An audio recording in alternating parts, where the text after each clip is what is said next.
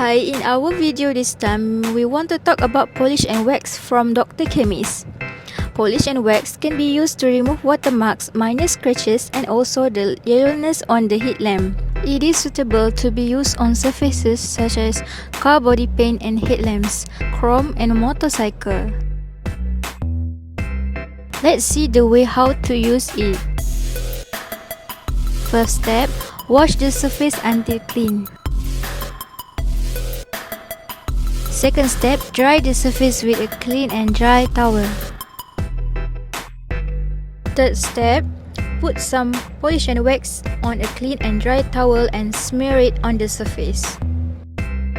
Fourth step, rub and scrub the polish and wax until the desirable result is achieved. Fifth step, turn the towel and use the clean side to clean up the residue on the surface. And that's all you need to do. It's easy, right?